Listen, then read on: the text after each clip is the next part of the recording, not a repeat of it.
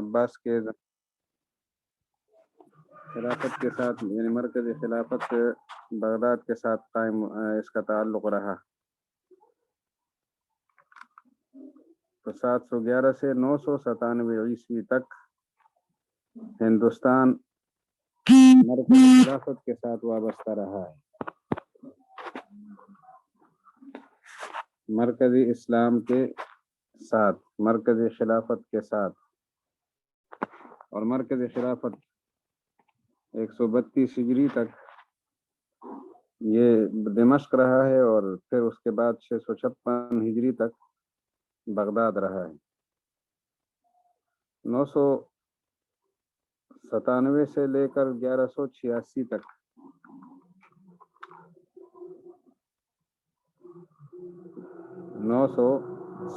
سے لے کر 1186 تک ہندوستان میں محمود غزنوی کی حکومت رہی۔ محمود غزنوی کا خاندان رہا کچھ عرصہ، محمود غزنوی، پھر اس کی نسل آگے چلتی رہی۔ پھر 1186 سے لے کر 1206 تک،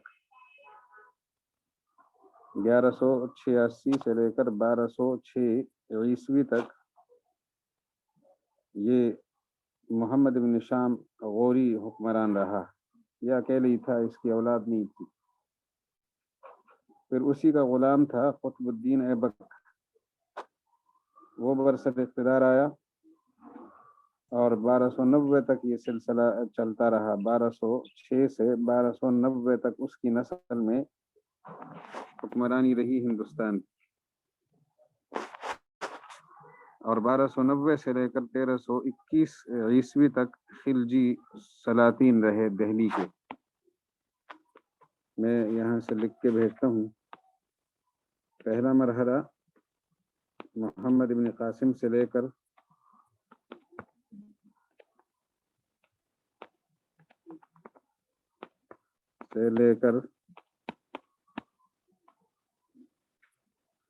غزنویوں تک،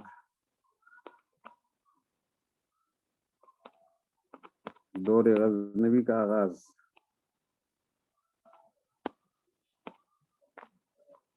یہ 711 عیسوی سے لے کر 997 عیسوی بنتی ہے۔ یہ پہلا دور ہے۔ اس میں ہندوستان کی سلطنت مستقل نہیں تھی، یہاں گورنر ہوتے تھے۔ شروع میں وہ آتے تھے دمشق کے گورنر، دمشق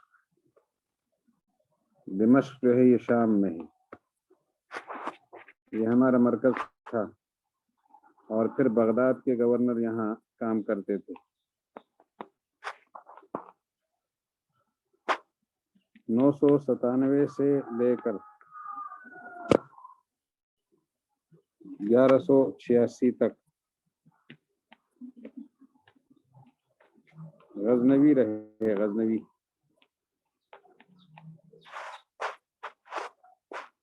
پھر 1186 سے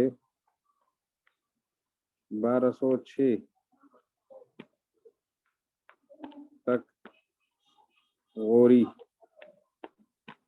حکمران رہے، حکمران رہا ایک ہی آدمی تھا۔ پھر غلامان کا زمانہ ہے، اور انہوں نے دہلی کو مرکز بنایا تھا۔ اس سے پہلے غزنی مرکز ہوتا تھا، غزنی افغانستان میں ہے۔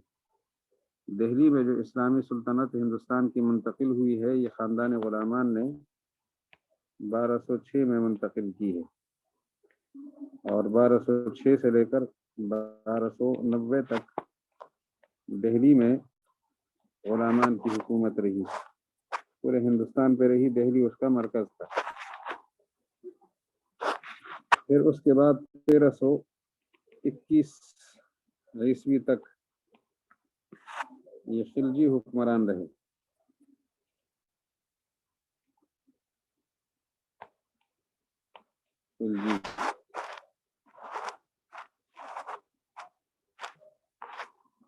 خلجیوں کے بعد پھر تغلق خاندان یہ رہا ہے 1414 تک، 1414 عیسوی، یہ ہجری میں نہیں کہہ رہا ہے، عیسوی کہہ رہا ہوں۔ 1414 سے لے کر 1450 تک سادات کی حکومت رہی۔ سادات یہ 14 سے 1450 تک ہے۔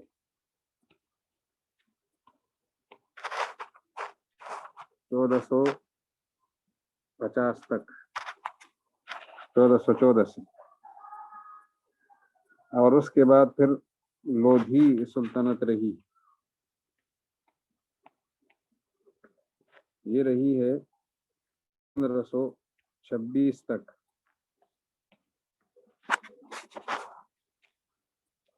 1526 تک لودھیوں کی حکومت رہی۔ پھر ظہیر الدین بابر مشہور نام ہے، اور اس کا بیٹا ہمایون۔ بابر اور ہمایون یہ 1540 تک رہے۔ پہلے بابر تھا اور پھر ہمایون تھا۔ 1540 سے لے کر 1555 تک یہاں سوری حکومت رہی، شیر شاہ سوری وغیرہ، اور 1555 سے 1857 تک دوبارہ مغل آئے ہیں۔ وہ جو ظہیر الدین بابر کی اولاد ہے وہ دوبارہ برسر اقتدار آئی ہے۔ ظہیر الدین بابر پہلا مغلیہ حکمران ہے، پھر اس کا بیٹا نصیر الدین ہمایون، پھر 15 سال یہ بے دخل رہا، اور 1555 میں دوبارہ برسر اقتدار آیا۔ پھر اس کے بعد اس کا بیٹا جلال الدین اکبر حکمران رہا۔ ہمایون کے بعد پھر اکبر۔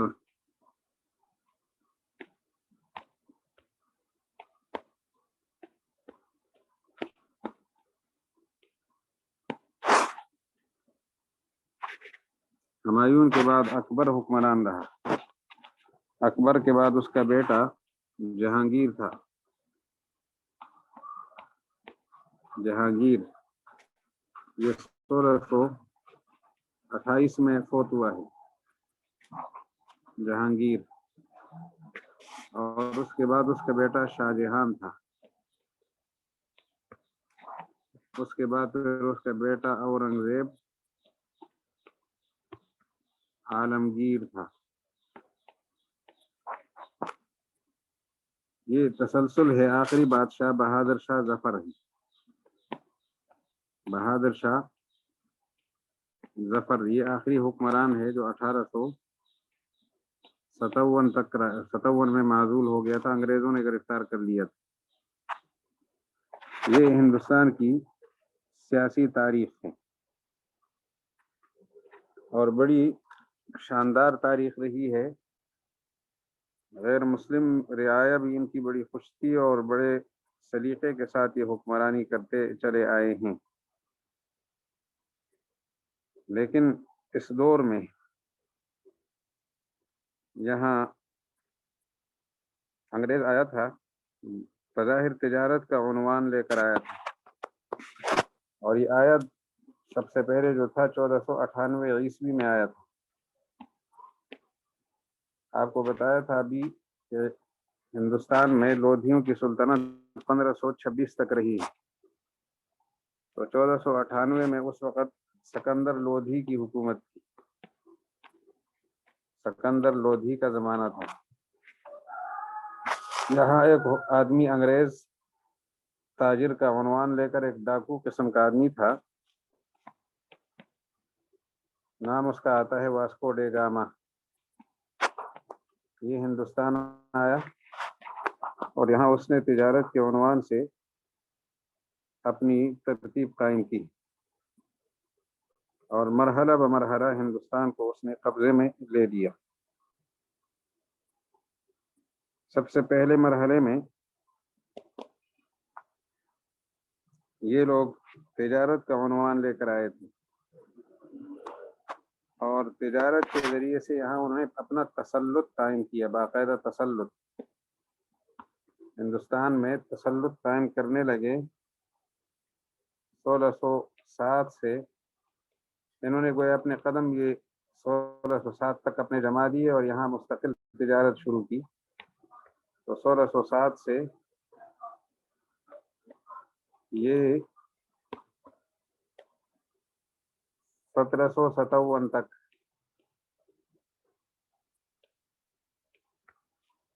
تسلط یہ بذریعہ تجارت کی، تسلط بذریعہ تجارت، یہ پہلا مرحلہ ہے تسلط کا۔ ایسٹ انڈیا کمپنی بنی اور اس نے ہندوستان پر قبضہ کرنے کی کوشش شروع کی، اور 1607 سے 1757 تک تسلط بذریعہ تجارت ہندوستان کی دولت کو اعلانیہ طور پر سمیٹنے کا کام شروع کیا۔ دوسرا مرحلہ تھا تسلط بذریعہ اطاعت بالجبر، زبردستی مطیع بنانا ہندوستانیوں کو کہ ہندوستان اب انگلینڈ کے لیے ہے۔ یہ 1832 تک یہ سلسلہ رہا، 1832 تک زبردستی مطیع بنا رہے۔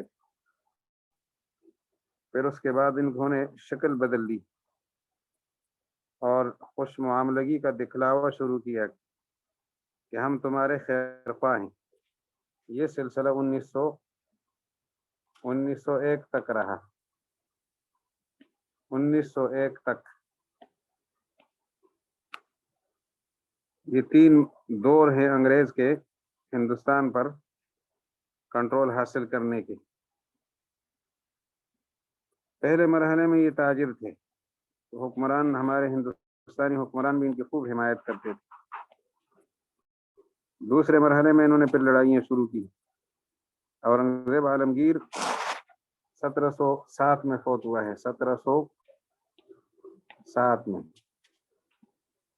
جب تک اورنگزیب عالمگیر تھا تو یہ لڑ نہیں سکے، لیکن جب اورنگزیب عالمگیر کی وفات ہو گئی تو انہوں نے پھر انداز بدل دیا اور 1757 کے بعد باقاعدہ انہوں نے لڑائیاں شروع کی۔ مختلف محاذ انہوں نے ہمارے لیے، ہمارے ہندوستان میں ایک مشہور نام ہے سلطان ٹیپو کا، اور اس سے پہلے نواب سراج الدولہ کا۔ 1757 میں سراج الدولہ سے انہوں نے لڑائی کی اور 1797 میں پھر سلطان ٹیپو کو شہید کیا، اور یہ پھر اب لڑ بڑھ کر حملہ آور ہو کر باقاعدہ یہ زبردستی ہندوستان پر قبضہ کرتے چلے گئے۔ انہوں نے ہندوستان میں جو نقصانات کیے، یہاں کا معیاری اخلاق بھی بہت بلند تھا اور ہر حوالے سے یہاں بہت بلند معیار پایا جاتا تھا ہندوستان کا۔ تو اس سلسلے میں بالکل آخر پہ لے جائیں، آخر پہ یہ جو پروگرام ہے اس کو آخر میں لے لیں، بالکل آخری۔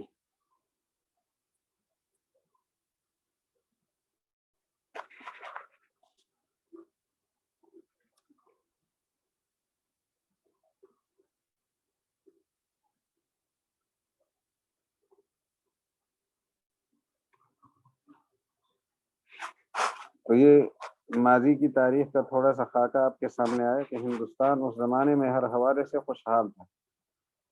انگریزوں نے یہاں مال کی بھی تباہی کی، مالی تباہی مسلط کی، انہوں نے یہاں کی زراعت کو برباد کیا، یہاں کی صنعت کو برباد کیا، یہاں کی تجارت کو برباد کرنے کے ساتھ ساتھ انہوں نے یہاں کے اخلاق کو بھی تباہ کیا، تعلیم برباد کر دی، مذہبی رواداری تباہ کر دی، ایک دوسرے کے ساتھ لڑایا، فرقہ واریت، فرقوں کے اندر تقسیم کر لیا ہندوستان کو اور فسادات برپا کر دیے۔ تو یہ ہندوستان پر مسلط ہونے کے ان کے انداز ہیں۔ پھر جب یہ مسلط ہو گئے 1857 میں مکمل قابض ہو گئے. تو اس سلسلے میں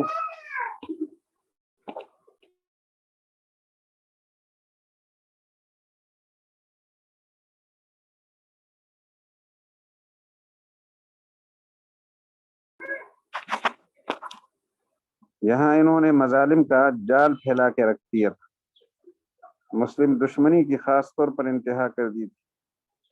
مسلمانوں کی ہر حوالے سے انہوں نے بہتری کی کوشش کی.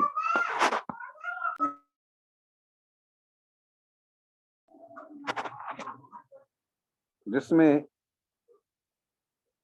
مسلمانوں کے مراکز انہوں نے تباہ کیے، یادگاریں برباد کر دی، اور ایک ایک چیز مٹا کے ختم کرنے کی انہوں نے کوشش کی ہے. ایسے زمانے میں سب سے پہلا جو مرحلہ تھا نا کہ ہندوستان میں یہ جب مسلط ہونا شروع ہو گئے تھے تو بتایا تھا کہ تسلط کے ذریعے سے، تسلط بذریعہ اطاعت بالجبر، 1757 سے 1832 تک، اس دور میں 1803 کے اندر 1803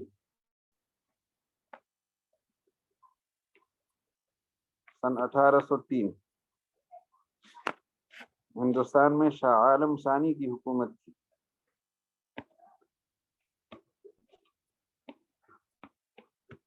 اور ہندوستان میں ایک انگریز جنرل لارڈ لیک اس کا نام ہے.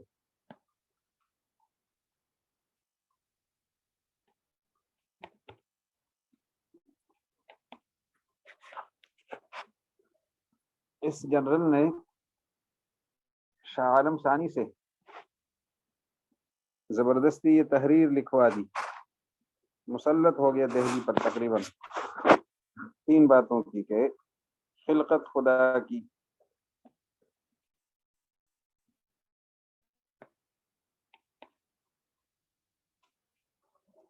ملک بات،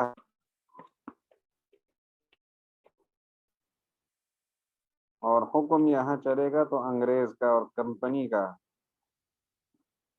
انگریز کا، کمپنی بھی انگریز کی تھی. اگر کمپنی کا لفظ ہم دیکھیں تو اس کا مطلب بھی یہی ہے کہ یہاں پر مخلوق تو اللہ کی ہے اور یہ ملک بادشاہ کا ہے. ٹائٹل بادشاہی کا اسی طرح رکھا انہوں نے، لیکن قانون جو ہے وہ انگریز کا چلے گا. اس میں پھر 1806 کے اندر شاہ عبدالعزیز رحمۃ اللہ علیہ، جو شاہ ولی اللہ کے بیٹے ہیں، نے فتویٰ دیا کہ ہندوستان دارالحرب ہے. دارالحرب، دارالحرب کا معنی ہوتا ہے کہ اب ہم نے لڑائی کے نتیجے میں اپنا ملک حاصل کرنا ہے، لڑیں گے اور ملک حاصل کریں گے، انگریزوں سے آزادی حاصل کریں گے. یہ پہلا فتویٰ تھا جو دیا تھا شاہ عبدالعزیز رحمۃ اللہ علیہ نے. انہوں نے پھر ایک جماعت منظم کی اور اس جماعت کا سربراہ بنایا تھا سید احمد شہید کو. مشہور نام ہے ہندوستان کا، سید احمد شہید. اور ان کے ساتھ معاون بنایا تھا اپنے بھتیجے شاہ اسماعیل شہید کو،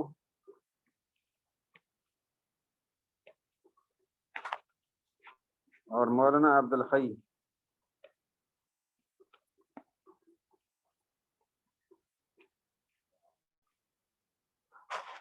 یہ بزرگ تھے جو حضرت سید احمد شہید رحمۃ اللہ علیہ کے معاون تھے. حضرت سید احمد شہید نے اپنی تحریک کا آغاز کہاں سے کیا ہے تو یہ ایک نقشہ آپ کے سامنے آئے گا، اس سے آپ کو بات سمجھ آ جائے گی. پھر آگے چلیں گے کہ تحریکات کن کن مرحلوں میں چلتی رہی. یہ جو نقشہ ہے اس کو واپس کریں، آپ تھوڑا واپس کریں، واپس اب بالکل آخر میں ہے، آخر سے پہلے چلے جائیں اور واپس چلے جائیں جی، اور واپس جائیں، اور واپس جائیں، ہاں جی بس آگے جائیں، آگے، واپس نہیں، آگے جو نقشہ آ رہا ہے ایک قدم اور آگے چلیں، آپ واپس جا رہے ہیں، واپس نہ جائیں، آخر کی طرف چلیں، آخر کی طرف، آخر کی طرف، جی چلتے جائیں، چلتے جائیں، آپ بالکل آخر میں نہ جائیں نا، پھر واپس جائیں اور واپس، جی اور واپس، دو نقشے اور واپس ہو جائے، ایک اور، بس اس نہیں، آپ آگے چلے گئے، پھر یہ جو نقشے ہیں نا جزیرہ عرب، اس کے بعد والا نقشہ دیکھ،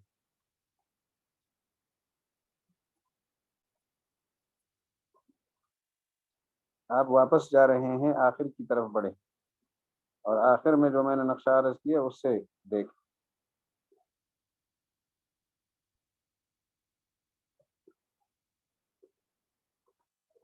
جی آخر کی طرف، لیکن بالکل آخر میں نہیں،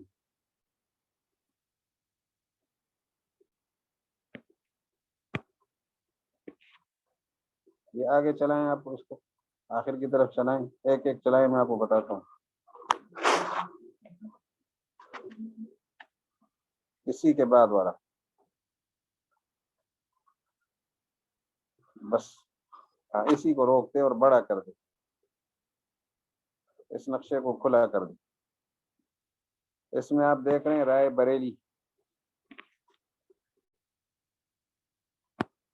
رائے بریلی، اس میں بریلی دیکھ لیں آپ،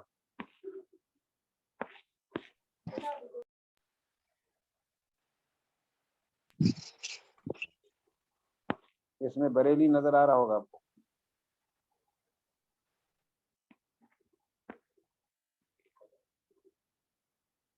رائے بریلی پر آپ اشارہ دے دیں، جہاں سے یہ سرخ لکیریں چلی ہیں، سرخ نشانات چلے ہیں نا، وہ رائے بریلی،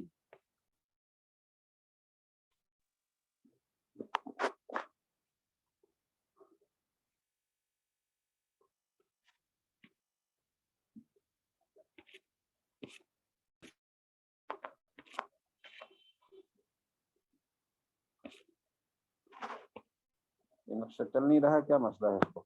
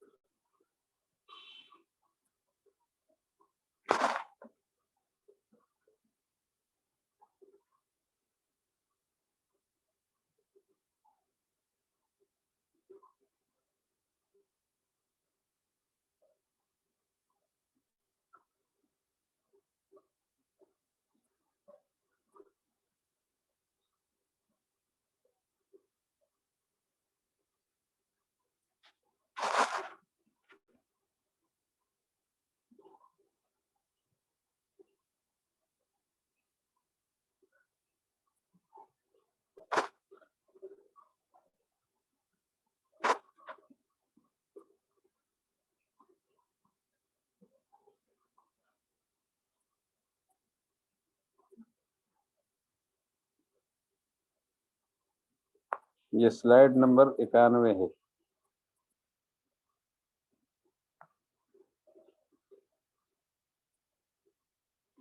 19،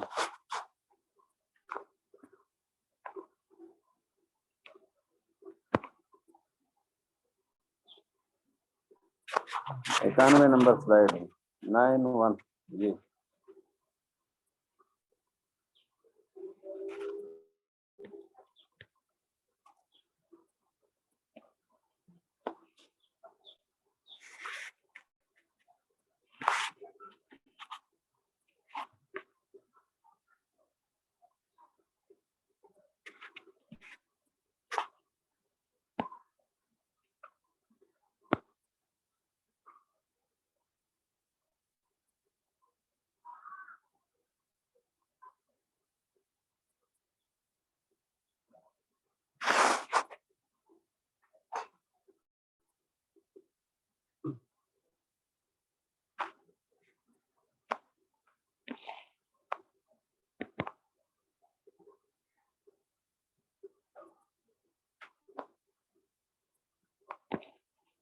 یہ جو نقشہ آپ کے سامنے ہے اس میں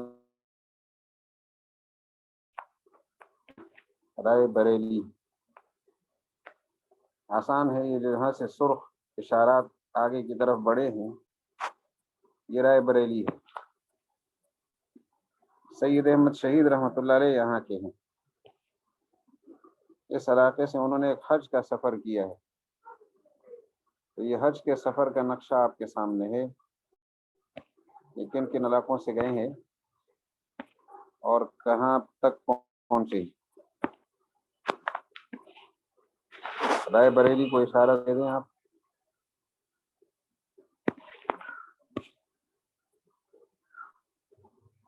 یہ اشارہ دیں.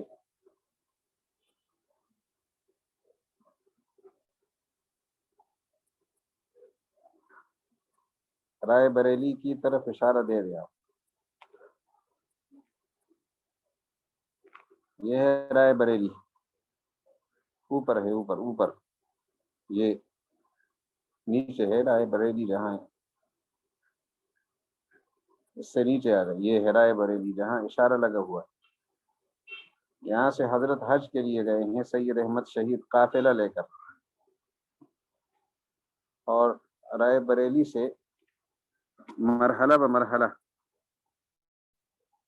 آپ حرمین شریفین پہنچے ہیں.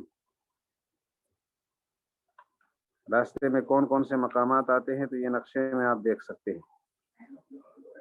آپ نے ایک سفر کیا تھا حج کا اور سفر حج سے واپسی پر آ کر آپ نے پھر جہاد شروع کیا تھا. تو آپ جب حج کے لیے جا رہے تھے آپ کے ساتھ اس قافلے کے جو لوگ تھے قافلے میں شرکا جن کو لے کر آپ حج کے لیے گئے تھے ان کی تعداد تقریباً 117 تھی. 117 نہیں وہ تقریباً یہ 800 تھی. 800 حضرات تھے. حج کے لیے جو آپ کا قافلہ گیا تھا 800 حضرات تھے. اور مرحلہ بمرحلہ آپ پہنچے جدہ. وہاں سے مکہ مکرمہ حج کیا. حج سے فارغ ہو گئے تو آپ شاہ اسماعیل شہید رحمۃ اللہ علیہ کو مدینہ منورہ ساتھ نہیں لے گئے. ان کو مکہ مکرمہ میں ضروری سامان اور انتظام کے لیے چھوڑا تھا اور خود قافلہ لے کر آپ مدینہ منورہ گئے تھے. کچھ عرصہ تقریباً 2 مہینے لگتے ہیں کہ مدینہ منورہ میں آپ کا قیام رہا. اور پھر مدینہ منورہ سے آپ کی واپسی مکہ مکرمہ ہوئی اور پھر آپ ہندوستان آئے. 14 مہینے انہوں نے قیام فرمایا تھا حرمین شریفین میں حجاز کے اندر 14 مہینے. تو یہ جو نقشہ آپ دیکھ رہے ہیں یہ سفر حج کا یہ ہندوستان سے نکلنے کا نقشہ ہے کہ رائے بریلی سے کن کن راستوں سے ہوتے ہوئے آپ دریائے ہند میں اترے. کلکتہ سے آگے دریائے ہند میں وہاں سے انہوں نے سمندری جہاز حاصل کر لیے تھے کرائے پر اور ان جہازوں کے ذریعے سے آپ جدہ پہنچے تھے. 10 جہاز حاصل کیے تھے. 10 سمندری جہازوں میں آپ کا یہ قافلہ جدہ پہنچا تھا. یہ آپ نے نقشہ دیکھ لیا. تو آگے یہ مرحلہ بمرحلہ یہ جو سرخ نشانات ہے اس پہ یہ نقشہ چلا دیں. یہ اشارہ چلا دیں آپ. یہ آپ چلتے چلتے دریا میں اترے ہیں. یہ دریائے ہند ہے بحر ہند. اب آگے جدہ کہاں ہے تو اس نقشے کو واپس کر لے، یعنی 90 کی طرف آپ 90 نمبر سلائڈ کھولیں تاکہ سمجھ آ جائے 90 نمبر۔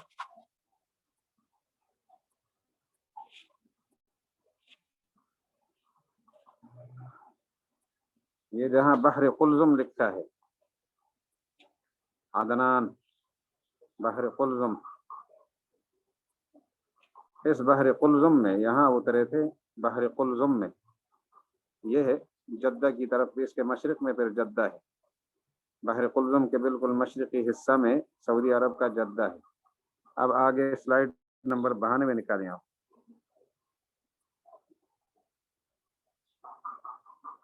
آپ نے جو واپس بریلی شریف آ کر حج سے واپس آئے تھے، بریلی شریف رائے بریلی آپ پہنچے تھے، اور وہاں سے آپ نے جہاد کا اور ہجرت سفر جہاد شروع کی، یعنی آپ نے مستقل اب ہجرت کی، ہندوستان کو چھوڑ کر ہجرت فی سبیل اللہ آپ نے فرمائی ہے۔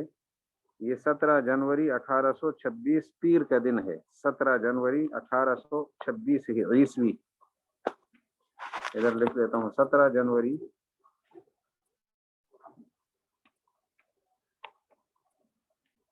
1826 عیسوی۔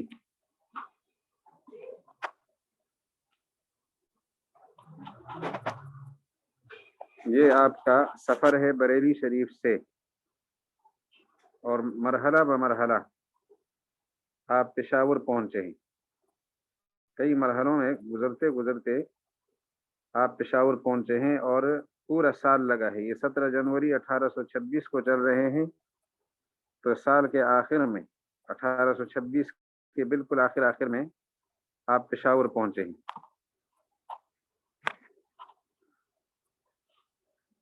پشاور میں آپ 1826 نومبر میں آ گئے تھے، نومبر دسمبر، یعنی 11ویں مہینے کے آخر میں آپ دسمبر میں پہنچے تھے، اور جب آپ پشاور پہنچ رہے تھے تو 500 ہندوستانی اور 270 قندھاری اور 800 ملکی آپ کے ساتھ تھے، مقامی لوگ۔ اب آگے بھی دیکھیں آپ نقشے میں، یہ دیکھتے جائیں کہ کن کن راستوں سے گئے ہیں آپ۔ یہ نقشہ آپ کو نظر آ رہا ہے، رائے بریلی سے مختلف مرحلوں سے ہوتے ہوتے گوالیار ہے، اور یہ ہوتے ہوتے ہمارے سندھ میں داخل ہوئے ہیں، سندھ دریا سندھ کے ذریعے سے سندھ میں، اور اس سے آگے پھر کابل میں داخل ہوئے ہیں۔ یہ بلوچستان کا علاقہ شکارپور آپ دیکھ رہے ہیں۔ یہ نقشے کے ساتھ ساتھ آپ اشارہ دے دیں، نقشے میں جہاں سرخ نشانات ہیں ان پر آپ اشارہ چلائیں۔ رائے بریلی سے یہ آپ دیکھتے جائیں، ان راستوں سے ہوتے ہوئے راستے میں مختلف مقامات آئے ہیں، اور یہ اب یہ بلوچستان پہنچ گئے، جہاں یہ شکارپور لکھا ہے آگے بلوچستان، بلوچستان کے علاقے میں آگے چلتے جائیں۔ آگے پھر مختلف علاقے آتے ہیں، قندھار ہے، اور قندھار سے یہ قندھار پہنچ گئے، قندھار افغانستان میں ہے، اور قندھار سے پھر آپ کابل چلے گئے، کابل چلتے جائیں آگے، کابل اوپر اور اوپر جائیں گے، یہ کابل، یہ آپ کابل پہنچ گئے۔ اس کابل سے آپ پشاور میں داخل ہوئے، پشاور میں یہاں سے تحریک کا آغاز کرنا تھا۔ سرحد خیبر پختونخوا، موجودہ پاکستان کا خیبر پختونخوا، یہاں سے تحریک کا آغاز کرنا ہے آپ نے۔ اب اگلا نقشہ دیکھیں، پشاور سے آپ کہاں گئے، سلائیڈ نمبر 93 نکالیں۔ یہ آپ پشاور سے اس کے مشرق میں اکوڑا خٹک ہے، اکوڑا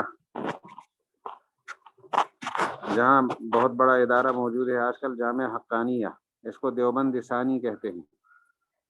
اور سید صاحب نے جب اپنی تحریک کا آغاز فرمایا تھا تو ایک مرحلے میں آپ دارالعلوم دیوبند کے راستے سے گزرے تھے، اس وقت دیوبند کا دارالعلوم نہیں تھا، فرمایا تھا یہاں سے مجھے علم کی خوشبو آ رہی ہے، اللہ نے وہاں دیوبند قائم کیا۔ دوسرا آپ کا مرکز یہ اکوڑا خٹک ہے، اور یہاں بہت بڑا دارالعلوم بنا، دارالعلوم حقانیہ، تو اکوڑا خٹک میں بھی آپ کا قیام رہا۔ اکوڑا خٹک میں جب آپ پہنچے تو یہاں ایک تاریخی معرکہ ہوا تھا 21 دسمبر 1826 کو، بدھ کی رات 21 دسمبر 1826، 17 جنوری 1826 کو نکلے تھے اور 21 دسمبر کو یہاں سکھوں کے ساتھ معرکہ ہو گیا تھا۔ دسمبر 12ویں مہینے کو کہا جاتا ہے۔ 1826 اس میں ہندوستانی اور قندھاری اور ملکی مجاہدین جمع ہوئے، سکھوں کے ساتھ لڑائی ہوئی، اللہ تعالیٰ نے کیا کہ مسلمان کامیاب ہو گئے۔ تو اگلا سال شروع ہوا اور 11 جنوری 1827 نہیں 11 جنوری 1827 11 جنوری 1827 عیسوی آپ کو امیر المومنین بنایا گیا، آپ امیر المومنین بن گئے اور آپ کی باقاعدہ حکومت منظم ہو گئی، حکومت قائم ہو گئی۔ آپ کے 3 بڑے وزیر تھے، مولانا اسماعیل شہید، مولانا عبدالحی اور مولانا اسحاق دہلوی۔ مولانا اسحاق دہلوی سفر میں ساتھ نہیں تھے، وہ دہلی میں تھے۔ اور آپ نے جو جہاد کا مرکز بنایا، دارالحکومت بنایا، وہ ہنڈ کا علاقہ ہے، ہنڈ۔ یہ آپ نقشے میں دیکھیں،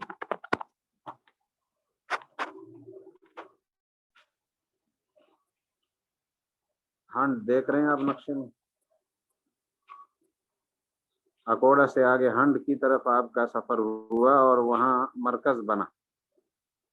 یہ ان علاقوں میں سے آپ نے پھر جہادی سرگرمیاں جاری رکھی اور پھر کچھ عرصے کے بعد اس علاقے سے آپ نے دارالحکومت کو منتقل کیا پنجتار نامی جگہ میں، پنجتار چھاونی قائم کی وہاں باقاعدہ۔ یہ 1828 میں پھر پنجتار منتقل ہوئے ہیں، 26-27 کا عرصہ یہیں رہا اور 28 میں پنجتار میں آپ منتقل ہوئے ہیں۔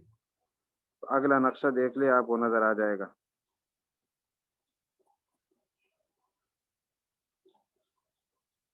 اگلا نقشہ نکالیں، یہ ہنڈ سے پھر پنجتار چلے گئے۔ اب یہ دیکھیں، پشاور سے اکوڑا، کابل سے پشاور، پشاور سے اکوڑا خٹک۔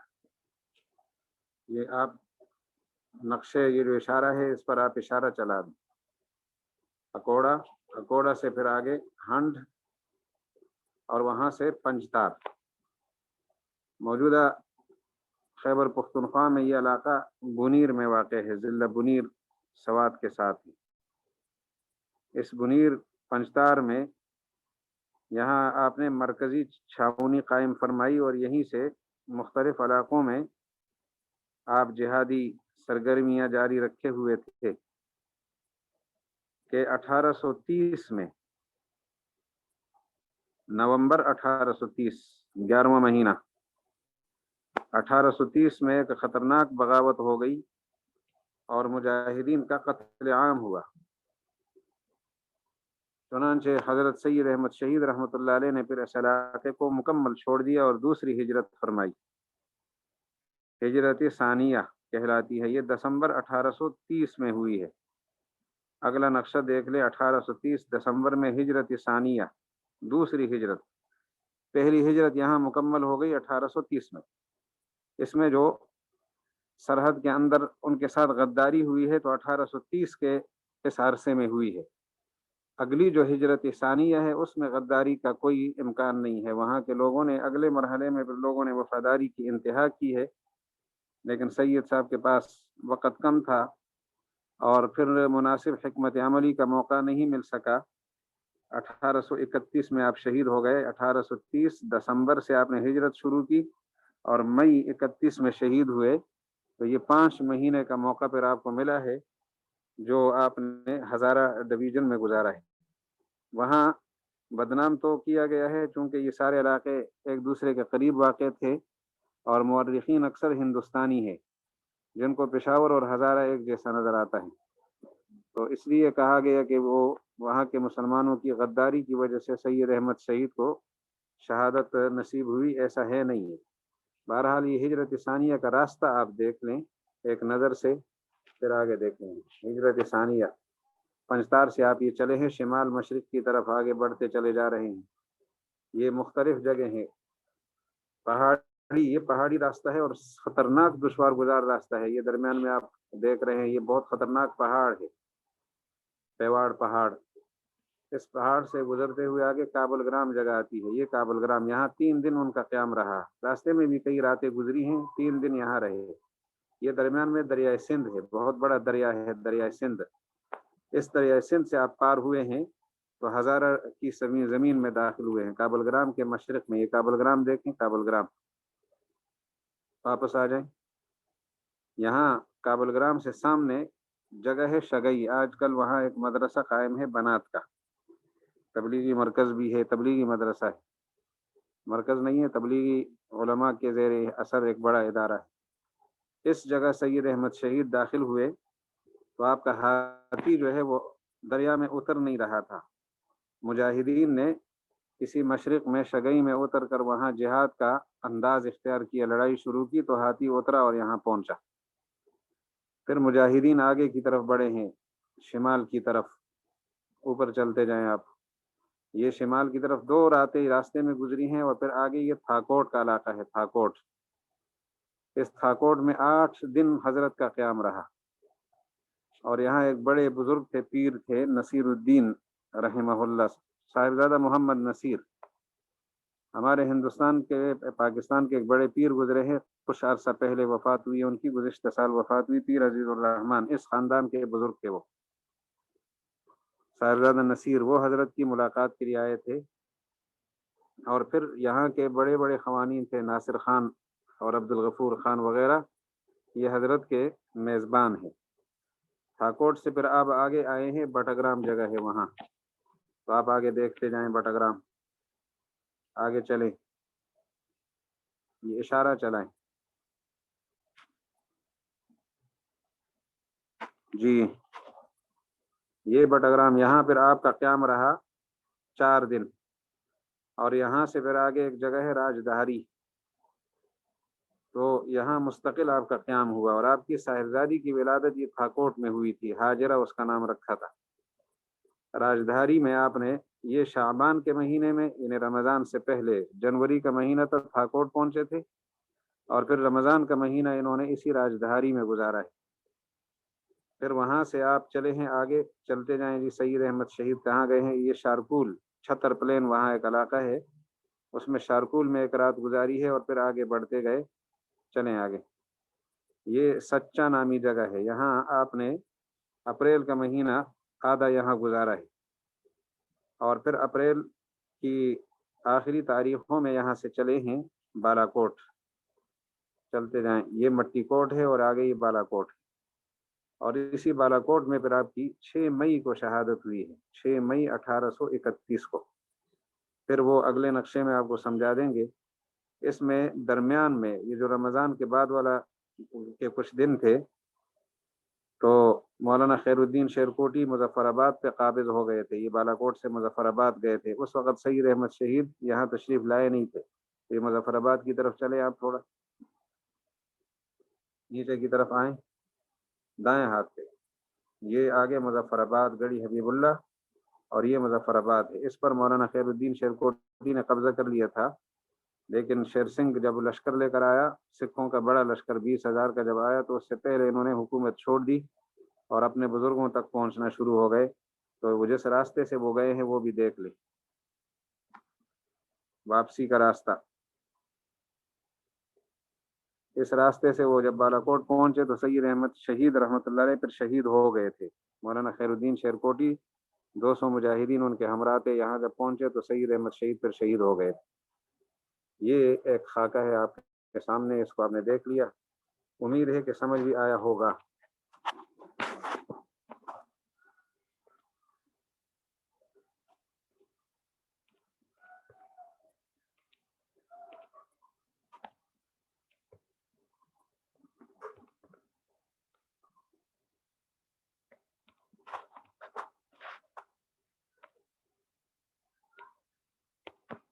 जी समझ आया है, नहीं आया?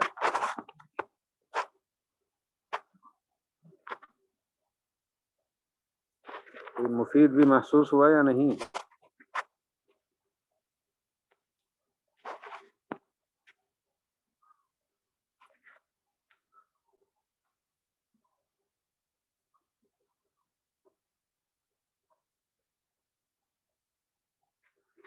انشاءاللہ پھر اگلے ہفتے اور اتوار کو نیا سبق ہوگا.